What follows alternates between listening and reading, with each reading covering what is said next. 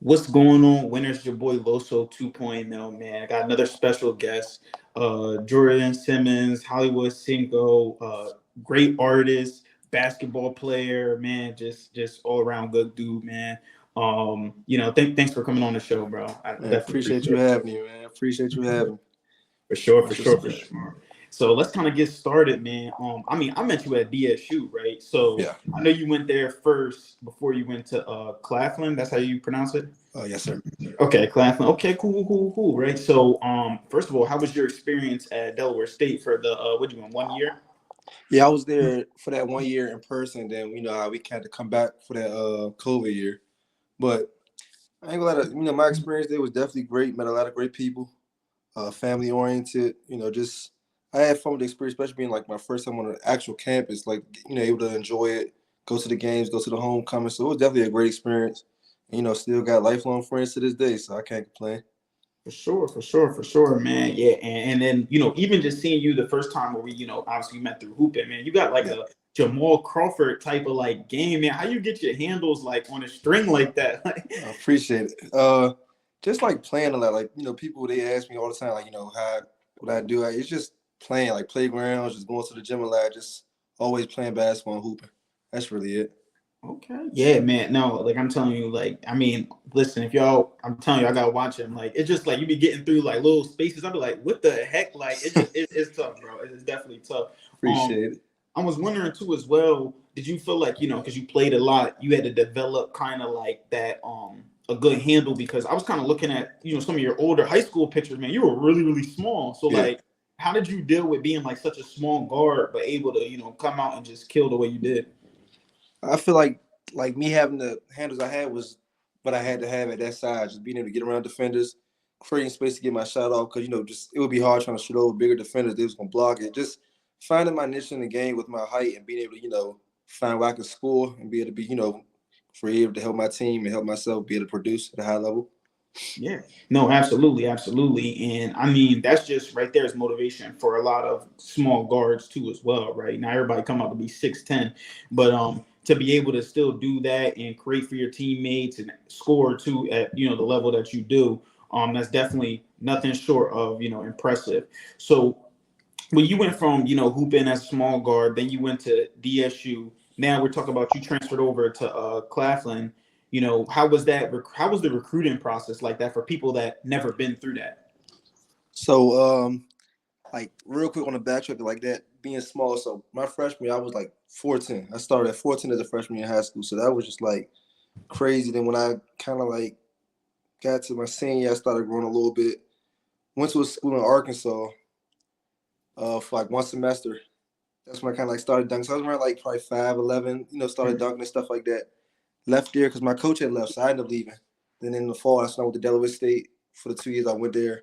And then transferring to Claflin, it was a hard adjustment because I had to like send out film. I ain't had film because I didn't play at the school I was at or at Delaware State, so I didn't really have no film to really send out. So I was sending like high school film to coaches, like a lot of emails. I got emails sent up that I was just sending to all the coaches trying to get recruited and get them to look at me. And I got the Claflin by my uncle. He knew the coach down there. He kind of put in a good word for me and stuff like that. And the coach down there gave me an opportunity of a lifetime, and it just everything worked out the way it worked out. So I'm thankful, beyond thankful for the opportunity that they gave me for sure. No, absolutely. You did your thing there too. So Appreciate it. with basketball, so you're talking about like with the recruiting process, a lot of people don't know you actually still had to go out there and do the work yourself too as well. Yeah, Like go out there and hit up coaches. How many coaches do you think you probably hit? definitely over 100. And the thing is, I was like aiming at like all the D1s. I wasn't even like texting no D2s, and it wasn't like I was looking down on them. It was just like, how every kid dreams is to go D1. So it's just like I'm like from MEAC schools to the big schools. I'm like, I just need a chance. I can just try to get in the door, and I can start as a walk on, whatever I got to do just to get an opportunity. But the blessing came. I ended up going D2. And like you say, still had to kind of like put the work in from there, like still having to go through a workout, still having to like sit out a whole year. You know what I'm saying? So it was just still a process. It wasn't like nothing was fully given to me. For So that was sure. like the thing that I'm still thankful for, that I was able to still pull my strings and do what I had to do to get the opportunity.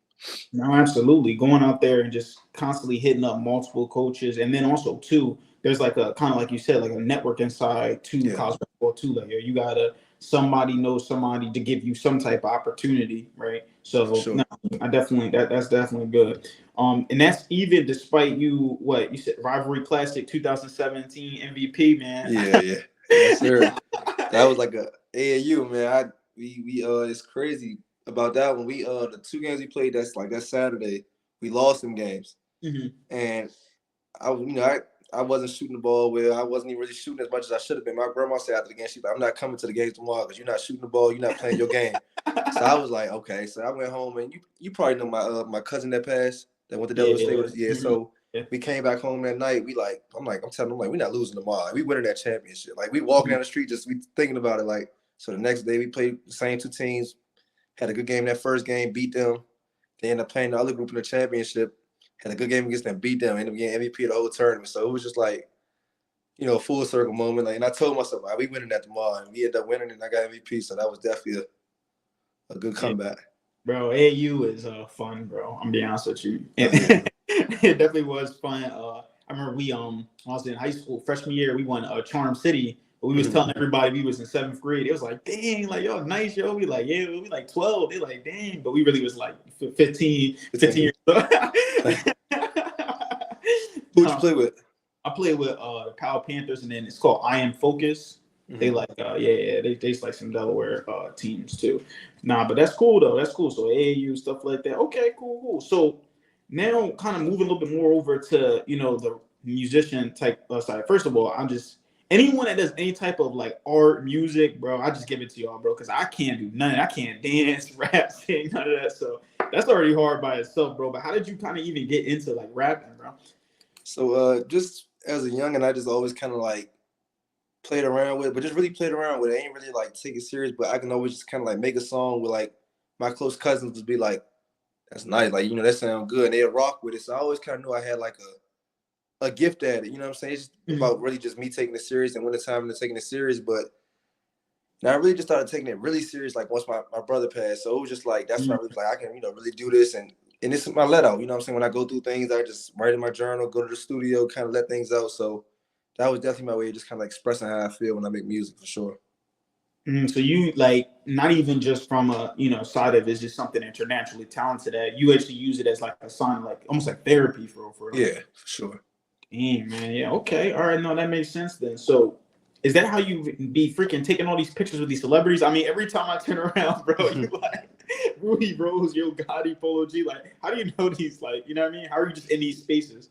So it's just so like a lot of the NBA players I was meeting like I used to like go to like a lot of Wizards games as a kid growing up in high school and stuff like that. And Sure. I had like VIP to like the after games and all, so I was able to see all the players and stuff like that. And then some of it just be like on the humble. You just be so I be at the right place at the right time. They be there. I just take a picture.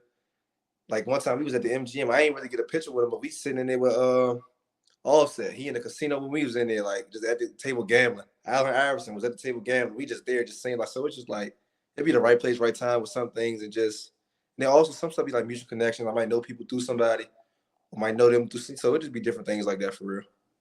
Yeah, I was gonna ask that too because I mean I've been to DC twice, man. I love it. I ain't gonna lie. I seen your pictures at what St. V's and Yeah, yeah. Rose Bar. Yeah, yeah. Every time I go there, that's the little strip that I just be like bar hopping around. But I just thought maybe it was because like in DC, is a lot of celebrities just come out there? Is that like their place to be or? Yeah, they definitely hit up them spots, and then we got like the MGM with the casino, so a lot of them might come through there, to, gamble or stay there. And then yeah, DC got some hot spots they might come through sometimes, just party and stuff like that for sure. Yeah, yeah. Because I was like, yo, this is just. I was like, there's no. I mean, just being in the right place, the right time. Yeah, that's just cool though. That's definitely cool to be able to take pictures. Do you ever get to like actually have conversations like with Polo G or do you actually get to talk to him afterwards? So am I honestly no, I kind of be mad at my fault myself after days like that because I'd be like I could have probably like expressed more to him, said I make music, like let's Yeah, connect, let's work or rap to him or something. But like it just be in the moment, how like they going through other things, they going through so sometimes I'd be like they don't want to hear that, you know what I'm saying? They yeah. trying to take the picture and keep it moving. So I'd be trying to respect that, but it's like you can't never take them opportunities for granted. You gotta capitalize everything. So next time I run into somebody, I'm definitely gonna try to like promote what I do. You know what I'm saying? Because that might be the ones that like it, and I could take off just like that. So Literally just like that. I yeah, mean, You know, it's funny. I was thinking that same thing. I seen freaking like, you know, Wallow 267 is. Yeah. Bro, I seen him literally just right. I was just like near Philly. I'm just right there. I'm like, yo, this is him right here. But I didn't want to be like hype and going over there like, oh, let's go, bro, take a picture. Here, go copy of my book or whatever. But now you're right though. I think like just any opportunity to just be there and just connect. Because you never know who just, you know, they may not want to hear it. Worst case scenario, they just say no. For me, best case facts. they're like, yo, like I really like what you do. You know, hit me up. You know, get in the studio, whatever. You know, it is to get that. Now, how did you come up with the name? You know, Hollywood Cinco. Just kind of like always, just being out, being around, you know, celebrities or you know, being just out all the time. It was just like I was like, I'm always out Hollywood. Just kind of like, you know what I'm saying? That people always be like, man, you always meeting everybody, this and you know, so it's like I'm gonna just go with that. You know what I mean? Hollywood. And then Cinco, that's just my favorite number, you know, 5 with my friends and close cousins and stuff call me. So I was like Hollywood Cinco, and you know, just kind of manifesting that lifestyle too. Just you know what I mean? Just somewhere I kind of want to be with the money. Not I don't see so much of the fame, but just like the money and the impact. Like, I like to kind of like get back to the youth. You know what I'm saying? So much going on nowadays. So just kind of making it out where I can like give back to the youth and show them that it's a better way to go about things than you know the other routes. You know, stuff like that for real. No, for sure. That's pretty much what, you know, even just this whole podcast is about. It's about giving resources. I mean, you just simply just talking about your college recruiting process. You talking about using music as a, like, these are all people that who listen to this, you know, they see the resources and they're like, you know what, or maybe I can do that. Or, okay, I didn't know it was like that. You know what I mean? Yeah. So just, you know, just sharing your experience definitely is helping. I do see you, you know, taking pictures with kids and stuff like that too, as well, going to different like events too. I know, sure with the men's basketball team as well. They make y'all do like community service and all that too. Yeah, we got to do things like that, and then it's crazy. Like me staying down, and then like this past year, I mean, I ain't gonna lie, I ain't really played as much as I wanted to, and you know what I'm saying. I feel like it was still an opportunity of a lifetime, so it wasn't like complaining I was doing. I'm just rolling with the punches. But I was also like one of the captains of the team. You know what I'm saying? Like that's how big of a that they hold me to. You know what I'm saying? The coaches respect me, the players respect me. So I definitely had a big role as far as like making sure everything was straight, making sure we on practice on time. So I take ownership and stuff like that. So that was definitely a positive side of you know this season for sure. Yeah, that's good, man. Just having that leadership role, right? Like, you know, I mean, whenever somebody having like a bad practice, like you just for certain, you and the coach can have a bad practice, right? Because y'all set the tone. So that's all pretty much good right there. I also see that you be traveling a lot, man, with the PR. I just got back from there. Yeah, how was it? Yeah. Yeah, I just went to go visit some family out there. But yeah, like how was your experience with you know, traveling and all that stuff too? Just definitely I say a way to get away from things, like, you know, because everybody going through things they not talking about. So just kind of like being able to travel, see new things, get a free space of mind, and just do new things. You know what I'm saying? Because life's short. So I'd like to just kind of go places, enjoy the beach, go out to eat, try different spots of eating, and just also make new friends. You know what I'm saying? You go out there, you don't know who you can meet out there. You can run into somebody that y'all can be lifelong friends or for the rest of your life. So it's just different things you get out of traveling for that I enjoy for sure. Yeah. And you said you liked it out PR. You go to La Placita? You said where did I go out there? Yeah. San Juan. San Juan? Okay, yeah. There's a spot, the La Placita. They got all these bars, like and they have the T-Mobile district and all that stuff. Man, it was fun, bro. It was fun. It was definitely a great experience. Yeah, we did go there. Okay, yeah, because the thing I was trying to go back this shit for my birthday. My mom was like, it was like hurricanes was pushing in like in Jamaica and different spots. So she didn't know if it was gonna hit that area. So it's like you just want to kind of be a little careful. But I was like, that's definitely what I wanted to do. Go back to Puerto Rico. It was nice out there. I ain't gonna lie. Yeah, bro. It missed right over it too. That's the thing. It did hit Jamaica though, but it definitely you know, went over that too as well. But now that's cool though, man. Just traveling, taking the time. That's kind of how I look at it as well too. Like traveling, just giving you that kind of like that step away. Because I feel like here I'm locked in. I'm working, you know, every day, working hard every day, making content every day. But then I'm able to step away from everything, just you know, get a reset and then come back, you know, even harder. Yeah. So I definitely agree with that too as well. So it's like a motivational thing too. You go away, you see, you like, that's how I'm trying to live forever. You know what I'm saying? Yeah. Like, man, you trying to go back. So yeah, I understand where you come from with that. No, facts though too. Even, but the thing is, to me, it don't even gotta be like people that don't really travel to. It don't even gotta be super far. Like I just said, we went to DC like probably last month. I just went there. I'm like, dang, I feel like a celebrity out here. You feel me? Like, but people just be showing love. I mean, just like, I mean, I don't know how it is all the way in DC. You know what I mean? Because I hear different things, but like just the sheer love, like people just walking around the street. Oh, what's up, bro? Like, you feel me? You know Yeah. what I mean? Just, really just talking to you, just good vibes, bro. So like, just you don't even gotta go mad far. That's only like an hour and a half, 2 hours for me. So it's like that's how I look at it too as well. Um, Now I know I wanted to kind of talk about a little bit about your music too as well. So, "Missed Call from Heaven" was that ever like your first like song ever like completed? And then how'd you get the inspiration for this song? So that was like that was my first song. I feel like that I dropped that I really felt like this is me. You know what I'm saying? Like this is my sound. This is me. This is where I want to be. This is where I want to stay. So I can say that was the first song for sure.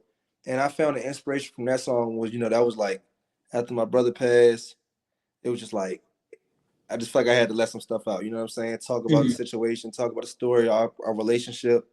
And the way I got the beat, it was just crazy because like I reached out to see who had some beats. One of my dudes, Brian Termler, shout out to him. He had reached out, sent me some beats over. I heard the beat. It just said "Hear Me Call," and I'm like, "Hear Me Call," and I liked it. Like that just it stuck with me. So from there, I Mhm. just started writing to it. I finished the song within like a day. Like I just Mhm. was like, "This is the song I want." And I was like, once I made it, I was like, "I gotta shoot the video."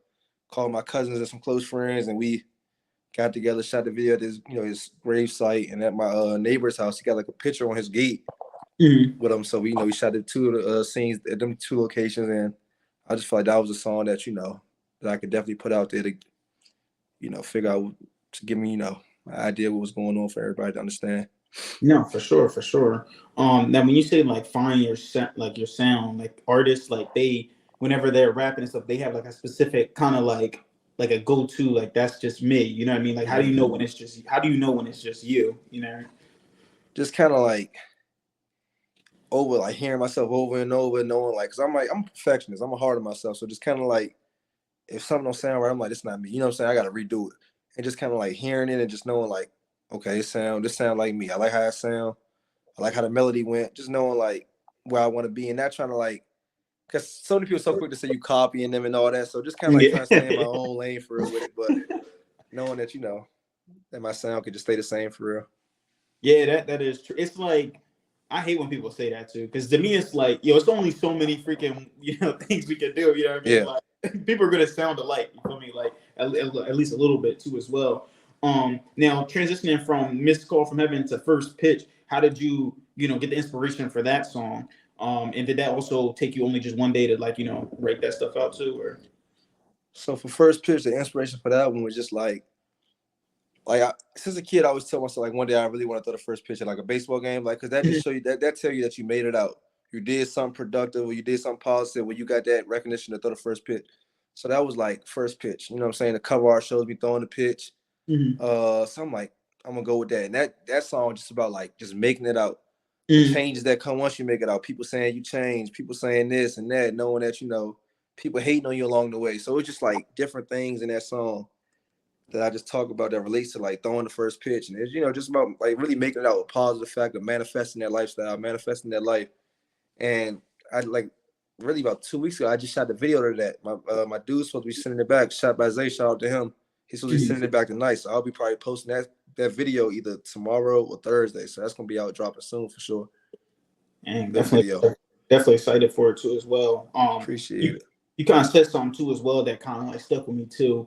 That made me think about a question. So I don't know if you feel like in the DMV area, do you experience like when people like make it out or like you're on a positive impact, even though you're the type of guy I know you keep your head down, you Yeah. don't lock in. Do you feel like people still find ways to like hate on you or stuff, or like is that in that area like that? Nah, for sure. It's definitely it's a love hate thing. I definitely love it, but I definitely ready to get about it. Like, it's a crab in a bucket environment where, people hate, don't want to see others winning, but then you still get love. So, you know what I'm saying? I definitely get love here, definitely get some haters, but ups and downs. But I mean, like you said, I just try to keep my head down, stay with my own group, stay with my own, people, and just do what I gotta do to get about it for my family, my friends. I don't really try to like compare myself to nobody. I don't really try to like overlink with nobody. Just do what I gotta do to get what I'm trying to get. That's really it with me. So I Yeah. know what you know how it go. It's funny that you even say that. It's exactly how, like, it'll be like, even around here, like, they'll see, like, oh, they'll see the podcast or see something like that. And then you start thinking, like, all right, this guy think he's better than me. It's like, Yeah, like nah, I don't think he's better than me at all. Like, it's just, I'm just locked in, bro. Like, that's it. Like, I'm not tell you. really worried about anybody. I'm going to compete with myself, bro. It's not Yeah. like type of thing like that, too, as well. Now, how was your experience, like, growing up in the DMV area? I know I heard, like, I never, like I said, I've only been in the good parts of DC, so Mhm. but I heard things too as well. I don't know if it was like, rough growing up over there, or like how was it for you? So like I definitely can't say that I had it rough. 2-parent household, nice house. Definitely had a good life growing up. Can't complain about none of that. And just my way of just making it through the DMV was just like hooping, playing Mhm. sports as I was growing up, staying out the way. I went to private school to about 8th grade, then I went to go to public school.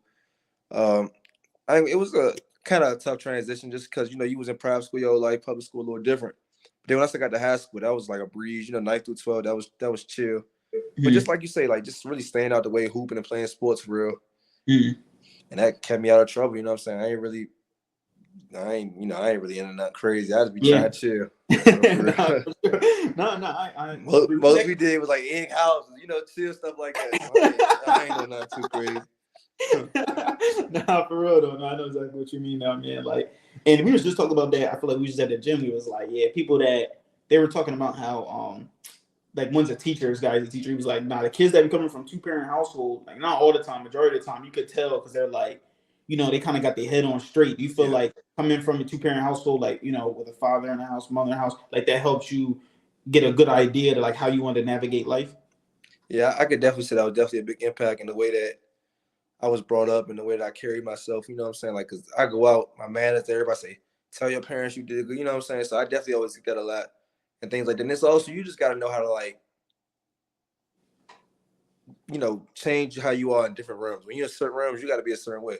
When you Mm, out, you can have fun with your friends. You can do what you do, but you got to know how to like correct yourself. You know what I'm saying? I feel like that correction came from my parents. You know what I'm saying? Them teaching me the rights from the wrongs and stuff like that. So I definitely feel like it was definitely a big impact for me, helping me grow up for sure. not for sure. No, I agree. See, I didn't grow up from like a 2-parent household, so I was always wondering like, what is like a lesson that you probably like always stuck with you from like your father, and then a lesson that always stuck from you from your mother too. Just kind of learning like really everybody not your friend. That's like one of the biggest ones. Like just kind of knowing like everybody, you can't trust everybody.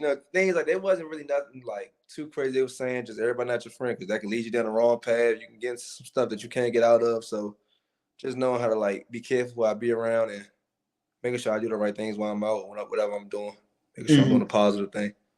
For sure, for sure. And with that lesson, I know you said you was with the same group of friends. Did you grow up with these same group of friends too as well from like when you were younger? Yeah, like definitely like my brother that passed, and I got twins, Bakari and Bilal. That my cousins. Shout out to them. All four of us was like very tight growing up, so we stuck together. We to this day, me and the twins, we still close.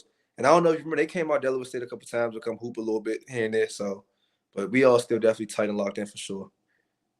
Yeah, no, that's what's up. That's what's up, though, man. That's same similar thing, right? I just hang out with the same, friend group that I've known since I was like 10, 8 years old, right? So I've also seen that you also got an interview at the Big Three thing. I mean, how was that? How did you go to actually watch the game too? And then you just was like one of the people that got interviewed while you was there, or? So with that, I was at I had went to All Star Weekend, the Mhm. one in Charlotte in 2019, and they was just going around like interviewing different people and like I said right right place, right time. Excuse me. He just happened to be there. He's like, "You want to jump in the interview?" I'm like, "Shit, why not?" And he interviewed me. He asked the question, and he's like, who's the best player that you want to see join the Big Three?" And you know who I said? Jamal Crawford. That's exactly who Oh, I said too. But yeah, bro. that, Oh, that so was that's your definitely favorite crazy. player? He's definitely one of my favorite players. Honestly, all time, I like Paul George. I feel like he's the best all time. Oh my, yo, bro, come on, man. Why? Come on, bro. Come on, bro. But Yo, what? but Why, bro? Why Paul George? I just feel like he got like a good all around game. He played offense. No, like he had no flaws on offense. He played Mhm. defense. He a team player.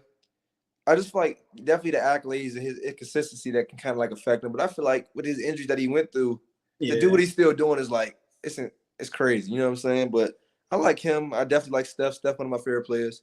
Mm. And another one that I like that people don't really know about, I like Steve Nash. Steve Nash too? Yeah.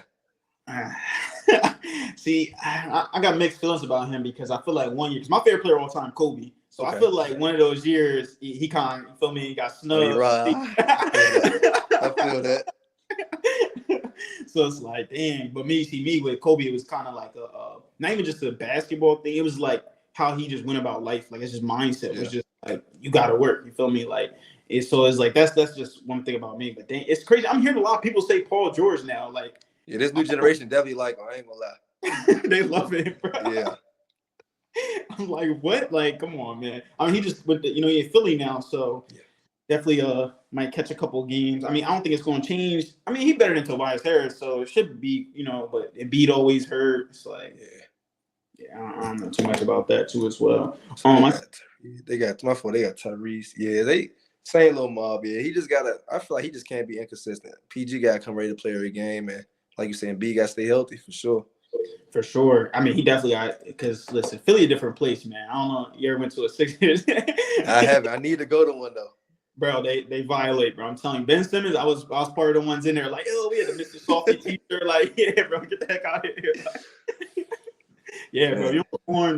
That's why I said the same thing about Jared McCain. I said, bro, please, I hope he performs, bro, because if he don't do his thing, they on his ass. It's a different place, bro. I'm telling you. That's what's up, though. That's what's up. So I also seen that you were definitely big on, like, the Black Lives Matter movement too as well. So did you go to like marches too as well? Did you make any music to kind of support the some of the movement? And kind of talk about that. So I haven't really been to like any marches or anything like that. But I definitely made like a little song that's on my Instagram. I'll send it to you. You haven't seen it. It was just like a little song I made for it and stuff like that. That kind of like spoke on the Black Lives Matter, stuff like that. But definitely big on that because I just feel like we equal. You know what I'm saying? We shouldn't get treated no worse than anybody else. So that's definitely a thing that I'm big on. You know what I'm saying? Because with us being African American, we just gotta get that same respect that they give others and stuff like that for sure. Mm-hmm. Yeah, no, I agree. And then I was the thing about that movement that started kind of like get to me was like, all right, just because now we said Black Lives Matter, it's like, all right, we're gonna counteract that with all lives matter, or no Asian haters. It's like anytime we say anything to kind of like uplift ourselves, it's seen as like a weapon to other people. Like, yo, you should be doing that, right? So yeah, no, I definitely agree with that. A couple of my guys, they went to a couple of those marches. They got shot with those rubber bullets. That was crazy, man. Yeah, bro. I stood home though. I ain't gonna lie, I wasn't doing that, but yeah, for real, bro. Nah, man. Listen, man, we went over a lot of stuff today, man. I appreciate you coming on here, talking about a lot of stuff that you can give back, a lot of resources. This is a lot of good information. If you had to leave the audience with one last piece of advice, what would you say? I say just first off saying, but like never doubt yourself. Never let nobody tell you what you can't do. Just always staying positive and just like at the end of the day, keep going. Like, you can go through things in life. You can go through ups and downs, trials and tribulations, losing people, different things in life. But just the biggest thing is just keep going. Stay level headed. Keep God first. Just do what you gotta do and just keep going because that's the biggest thing. Like you can lose all these days and win them all. You know what I'm saying? So just keep going. That's the biggest thing I can definitely say, especially for the young kids, because that's where I'm at today. You know what I'm saying? I ain't saying I'm where I want to be, but I'm definitely I feel like I'm en route. So just about keep going. Just keep going for sure. No, for sure. Nah, man, definitely appreciate that. Now, if they want to reach out to you, just to listen to some of your music, they need some advice on basketball, music, whatever, or just to send you some beats, how do they for sure. So you can on Instagram Hollywood Cinco, Twitter Hollywood Cinco also. It's with a 5 at the end, but by the time you put it in, you're gonna be able to see it. So definitely just Hollywood Cinco with a 5 at the end. You click, I'm open to talk. If you want to hit me up with anything you gotta say, just hit me up. I'm open to talk and help out and definitely inspire for sure. Yep. Appreciate it, man. Now I know who to hit up to as well when I'm go back to DC. Yeah, we could definitely hit me up. We could hoop, link, just hit me up. Go get a drink, whatever you want to do. Yeah, for sure, bro, man. Definitely be safe. I appreciate you hopping on here, man. So y'all heard that. Go to Hollywood Cinco, hit him up, send him those beats, man. Listen to that music. It's powerful. It's it's bigger than basketball, man. That's really all I have for you guys today. I want you guys to keep killing the day. Winners win, losers lose. You guys pray for success like that. I'll talk to you. So appreciate it again.